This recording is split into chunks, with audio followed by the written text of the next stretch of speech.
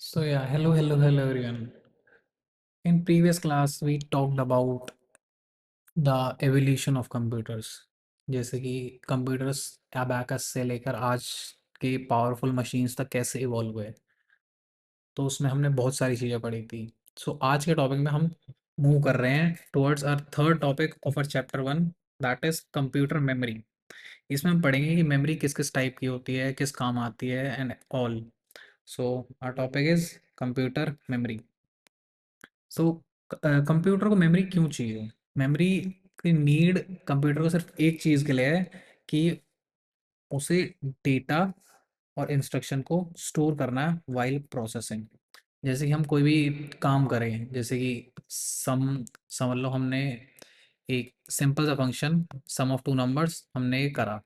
सो पहले मेमोरी में सेव होएगा A, B and plus. A की वैल्यू स्टोर होएगी, लेट्स सपोज ए की वैल्यू 5 है, बी की वैल्यू स्टोर होएगी लेट्स सपोज 15 है।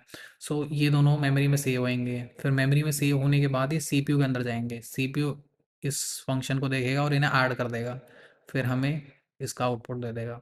सो ये पूरा काम करने के लिए कंप्यूटर को एक मेमोरी चाहिए जहाँ पे वो स्टोर करेगा डेटा और इंस्ट्रक्शन प्रोसेसिंग के लिए। बट हम जब भी मेमोरी की बात करते हैं कंप्यूटर में, तो हम मेनली जो हम बात करते हैं वो है मेन और प्राइमरी मेमोरी की। For example RAM, if you have heard about it. और हमारे पास इसके अलावा अलग टाइप की मेमोरी भी होती है जो कि है secondary memory, also called as storage devices. इस ये हमारे काम आती है to store data, instruction and results permanently for future use. So हम इसके साथ ये समझिए कि कंप्यूटर में मेमोरी क्यों चाहिए और मेमोरी कौन कौन से टाइप की होती है। सो नेक्स्ट सब टॉपिक में हम पढ़ेंगे units of memory. But units of memory क्या है?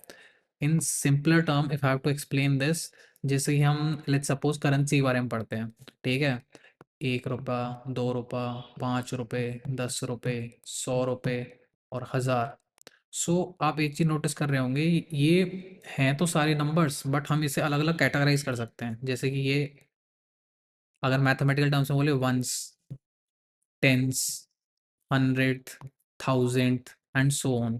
सो इसी टाइप से हमारी कंप्यूटर के अंदर भी अलग अलग यूनिट्स होती है मेमोरी के लिए। जैसा कि मैंने आपको काफ़ी पहले बताया था, computer system usually use binary numbers. इसमें सिर्फ कंप्यूटर में सिर्फ बाइनरी नंबर स्टोर होते हैं। बाइनरी नंबर कैसे होते हैं? इनमें यूज होते हैं सिर्फ binary digits, zero and one. In binary digits को, जो कि जीरोस एंड वन, ये बेसिक यूनिट मेमोरी की होती है और इन्हें बोलते हैं हम बिट्स। अब जैसे जैसे हम आगे बढ़ेंगे, जैसे हम सिंगल जो वंस है इसको ग्रुपिफाई कर देंगे तो हम टेंस पे आ जाएंगे।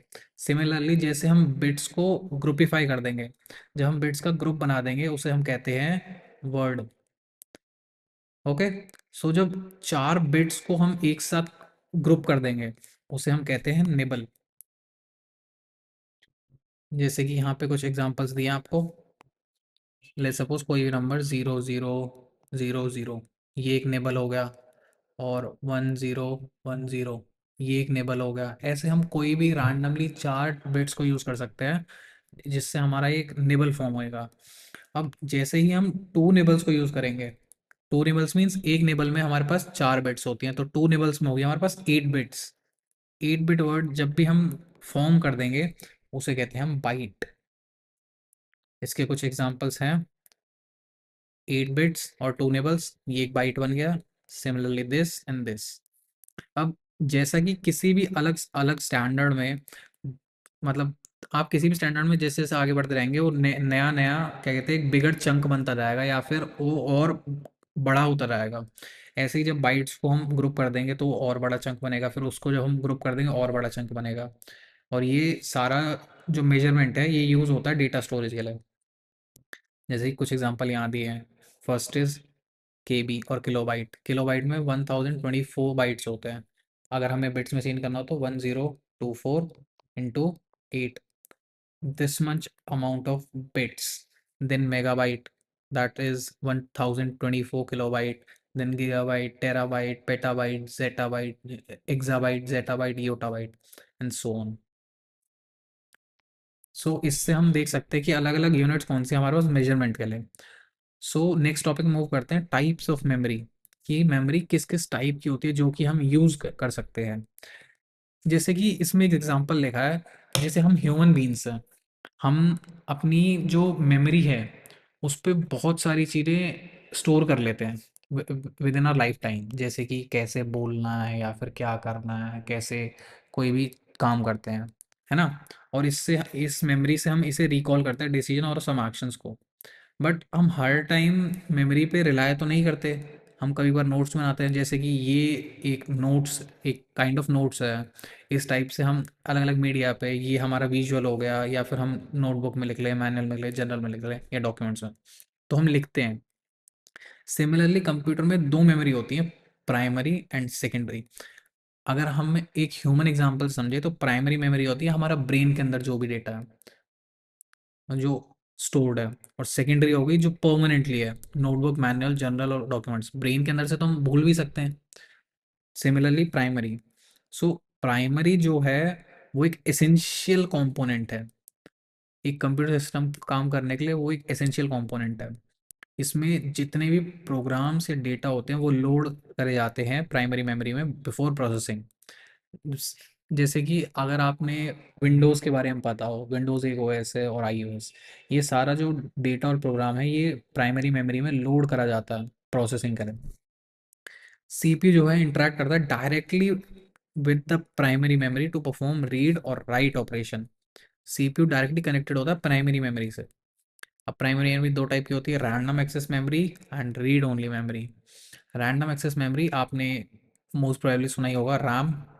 आपके पीसी लैपटॉप्स वगैरह में होती है रैम 4 GB, 8 GB और 12 GB, और how much you like. Okay, what is this. RAM जो होती है वो वॉलेटाइल होती है। Volatile means as long as the power is supplied to the computer it retains the data in it. मतलब हम जब तक कंप्यूटर को पावर देंगे, पावर मतलब हम उसे जब तक इलेक्ट्रिसिटी से कनेक्टेड रखते हैं, तब तक वो डेटा सारा रिटेन करेगी, वो हमें शो करेगी। बट जैसे ही power is turned off, all the contents of RAM are wiped out. ये हमारी टेम्परेरीली डेटा स्टोरेज के लिए काम आती है जब कंप्यूटर काम करता है। अब जैसे ही हम कंप्यूटर को स्टार्ट करते हैं या फिर कोई सॉफ्टवेयर एप्लीकेशन को लॉन्च करते हैं, तो उसमें एक प्रोग्राम और डेटा रिक्वायर होता है रैम के अंदर प्रोसेसिंग के लिए, है ना। ये सारा रैम के अंदर जाता है।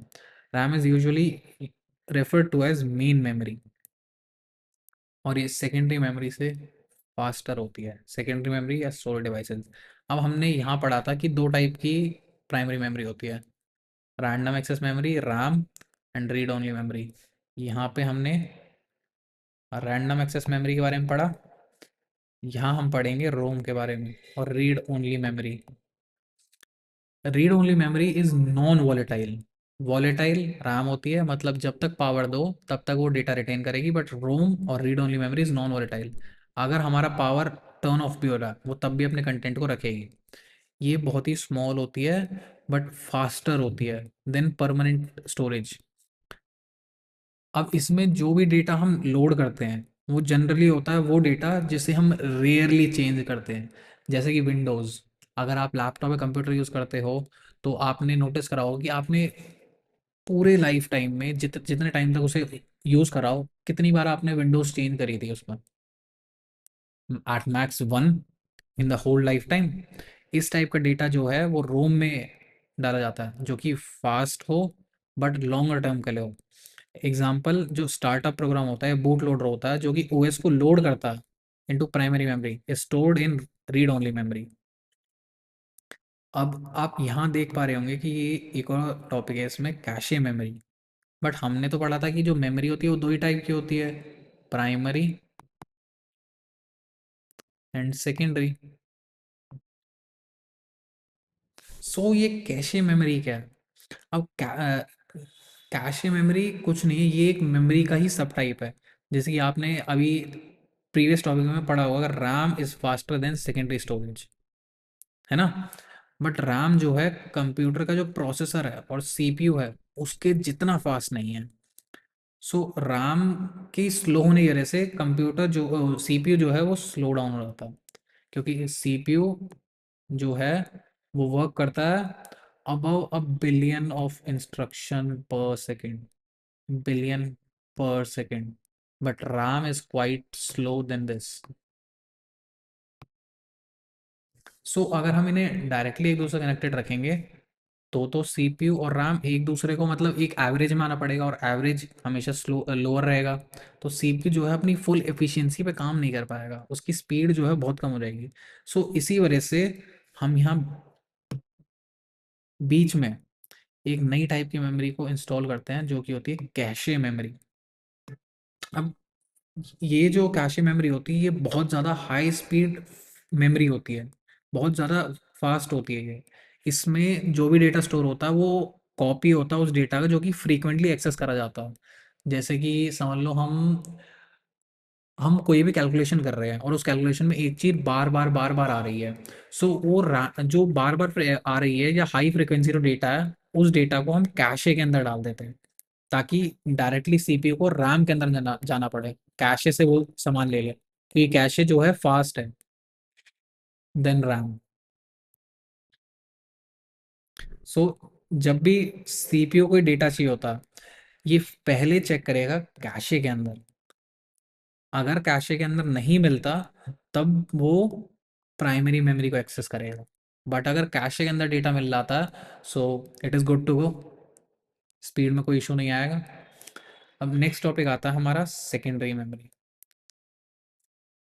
अब प्राइमरी के मेमोरी के अंदर क्या हमारे पास इशू था, वो था लिमिटेड स्टोरेज कैपेसिटी, और मे बी इधर वॉलेटाइल दैट इज रैम, और read only that is ROM. So computer को एक नई टाइप की मेमोरी चाहिए जिसे कहते हैं सेकेंडरी मेमोरी।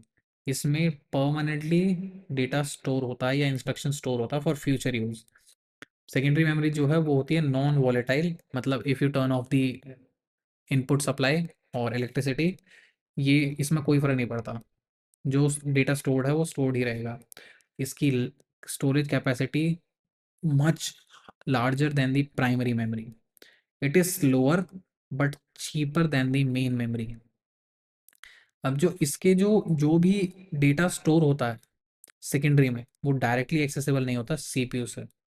सो अगर हमें कोई डेटा चाहिए हो सेकेंडरी स्टोरेज से, so first the data from the secondary storage need to be brought into main memory for the CPU to access।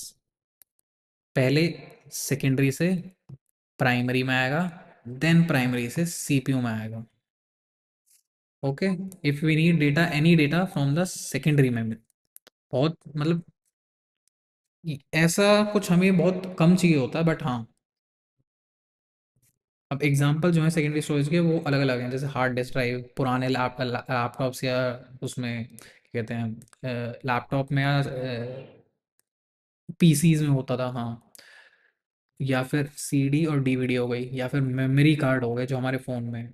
But आजकल आपने एक और नया टर्म सुना होगा, एसएसडी, सॉलिड स्टेट ड्राइव।